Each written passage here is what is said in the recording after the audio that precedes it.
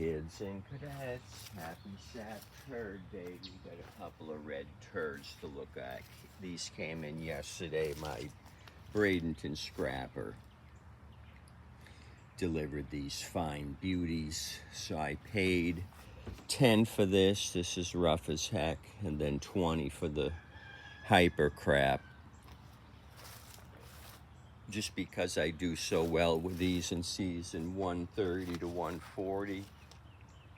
So we'll see if this thing's got catastrophic engine damage. I just look at them visually, and if they're rough like this, I'll show you how rough it is. I give 10 and then 20 and up. If this had a bag or a bagger unit or self-propelled, I may go 20 to 25. So I had just started this video, did 30 seconds worth, and guy showed up, previous customer, I recognized him. Rob, he said this was a fine running machine that I sold him, but the self-propelled is NOP. He used it a couple days ago, said it was too hard to push with the self-propelled not working, so I told him I'd look at it.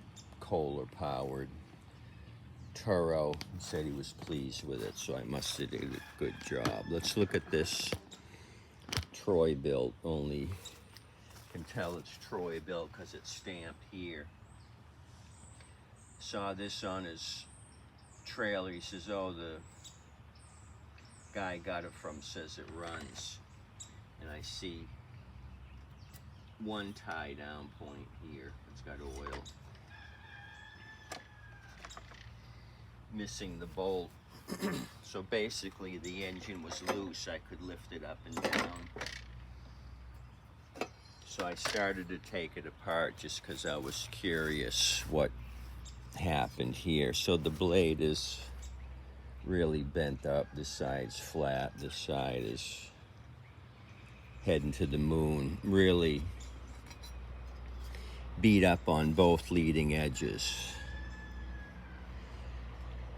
So I was trying to figure out what in the heck happened here. Did he try to pull this thing off and broke all the aluminum? But if the scrapper said it ran, maybe he was running it with the bent blade and it just vibrated itself to death. Because the sump is totally shot. Cracked here, and you can see it's wallowed out. So was this thing just jumping Jehoshaphat? Where's the other one? The other one's broken too. Let me put you back up here. I took the recoil off already, and the nut, I wanted to see if the shear pin or keyway was off.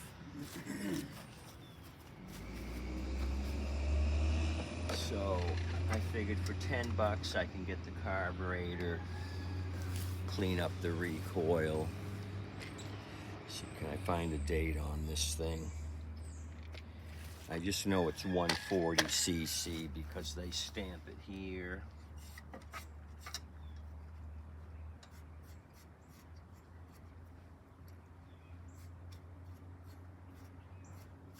I'll figure it out eventually, but let me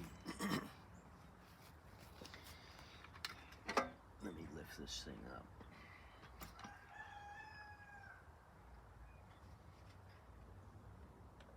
Is this side cracked? Yep, every single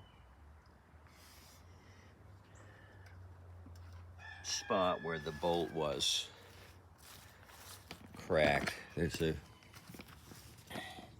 crack here. So it wallowed it out. Got a stress crack there. And this is rounded out. So it was reconditioned maybe at Home Depot. There's your recondition. Date code 2020. So I figured the cable I can use. The bail bar I put on the Hyper Tough, it fit. This one had it. The Hyper didn't, so I already swiped that. So this is this. Date code 2018 on the 140cc auto choke. It did have the cover, the oil soaked filter.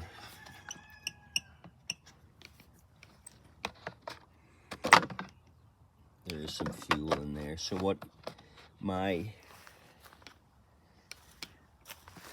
goal is to just drop the sump here. I've got a couple of machines with holes in the block where the connecting rod has wanted to escape reality.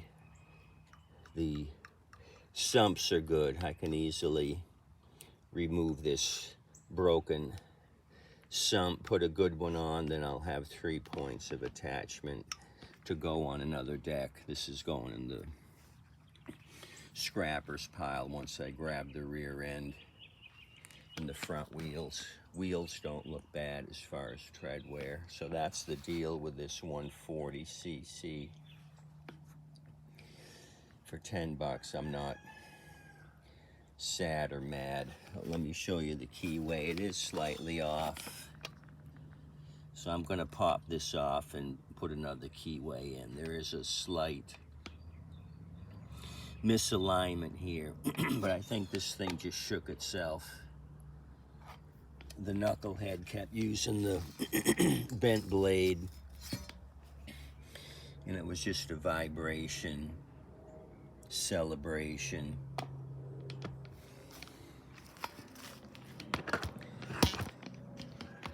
Let's move on to the Hypercraft E300.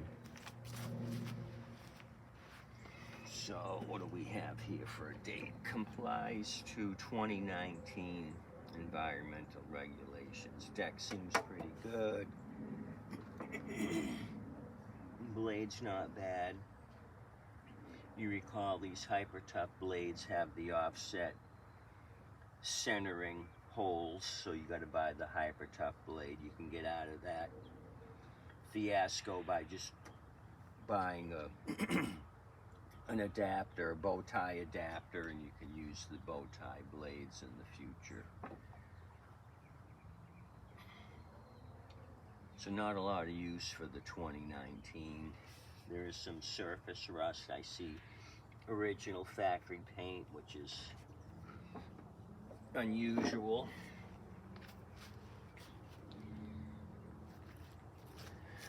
So I've got a can of 2+2 if we got to goose this.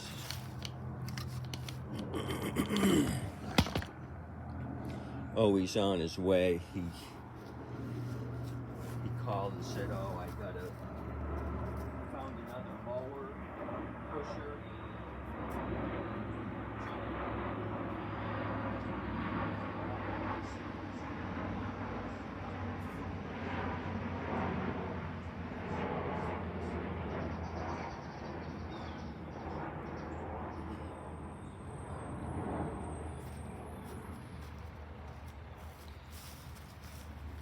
So maybe this coming season I'll concentrate more on riders. I didn't do a single rider this past season. I just stuck with mowers. They were coming in here and there. I just didn't spend time on them.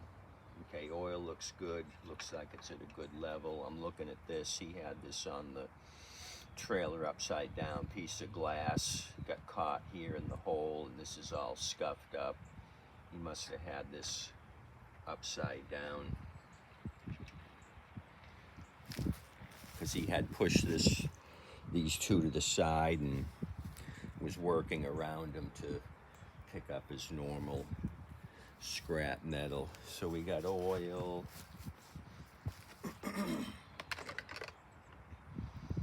Little bit of something down there. I say we just go for it. Whoever was using this had it really low to the ground. Surprised the blade didn't take a shellacking. I'm just gonna go for it. Maybe push it up a little bit out of that little sand pit.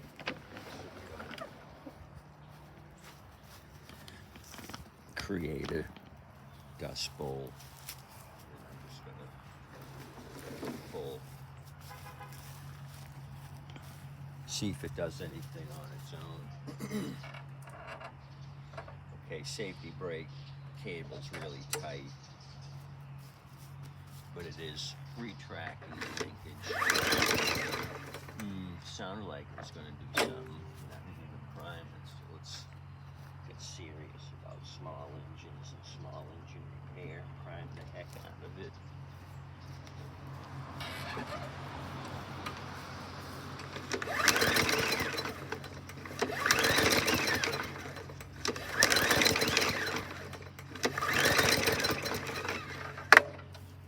Getting a whiff of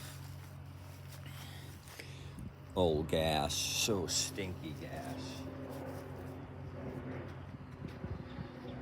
I can smell the vapors. So we're gonna do 2 plus 2. I'm just gonna juice it, goose it and juice it. Okay, that'll be enough to give me some reaction to this disaster.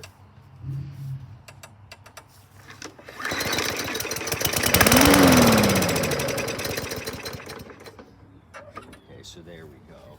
Kicked off with a shot of my famous motivator 2 plus 2.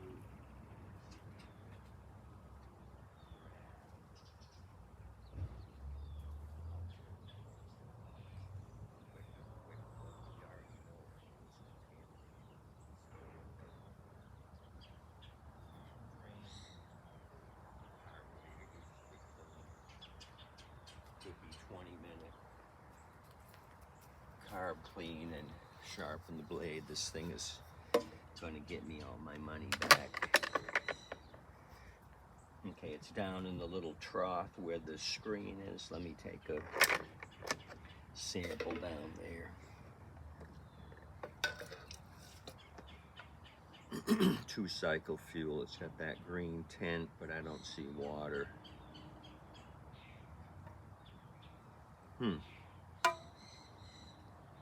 This has been happening a lot lately. Maybe Harvey tells Junior to cut the grass. He just grabs any can of fuel he can find. He's using the blower fuel. But it's got that greenish tint. So I don't see water. Water may have already made its way into the bottom of the bowl, the lowest position. So we may be 2 for 2 on this if I spend some bench time on the 140cc engine, change out that oil sump and the keyway. A little bit of work, but I think it'll be worth it. Because we got a long shaft that we can use on something else. These small Hyper Tough just have a short shaft. But the larger decks with the high rear wheels, normally you're going to have a longer shaft. Oil seal's not leaking, so we can do it. Okay, here comes my scrapper. Or another scrapper. Is he gonna stop? Yep. No, he kept going, but it's a guy I talked to before. He's got a 49cc scooter, exercise equipment, and a couple of bicycles. He just slowed down and waved. I bought stuff from him before, but he kept going. My Bradenton guy's on the way, like I said, with a John Deere and a push mower. So I thought we were going to have some excitement here, but no excitement. Just sad turd day excitement. you guys continue to have a good weekend. Thanks for coming out, checking out my channel. If you do go out for barbecue or your favorite meal, please tip your waiters and wait staff. They do an awesome job.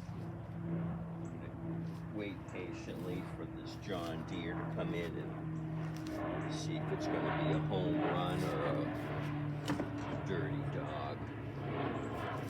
Adios, amigos.